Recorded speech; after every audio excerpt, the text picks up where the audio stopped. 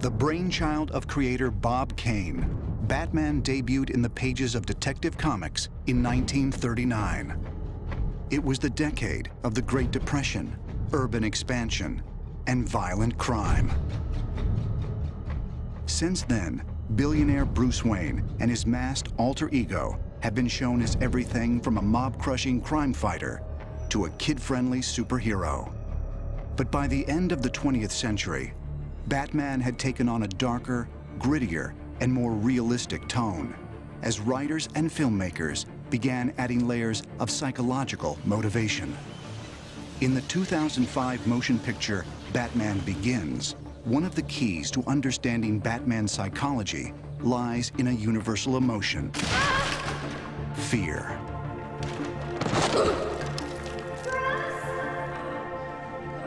In the film, young Bruce Wayne develops a paralyzing fear of bats.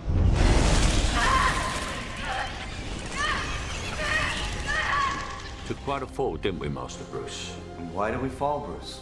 So we can learn to pick ourselves up. Fear is one of the fundamental psychologies of childhood, and learning how to deal with the fact that we will be afraid, but we will go on to do things despite our fears. You know why they attacked you, don't you? They were afraid of you.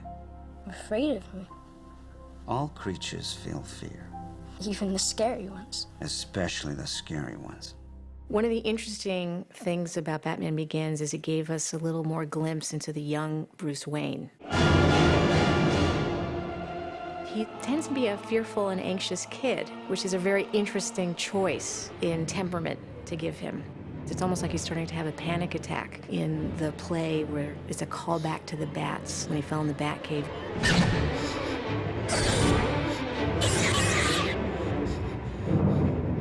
Can we go? He causes his parents to leave the theater because he gets really anxious. Please. Okay, let's go. Central to the Batman mythology is the notion of choice. That's very, very central to everything. The Batman stories portray the alternatives of good and evil, life or death. In Bruce Wayne's case, he was confronted with the most horrible tragedy one could imagine. Wallace, Joey, I'm fast. That's fine. Here you go. Hey!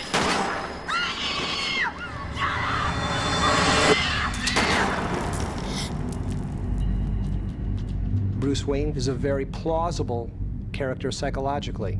Kids generally, even if they're not directly responsible for some terrible event, generally personalize the event and take responsibility for it. Don't be afraid.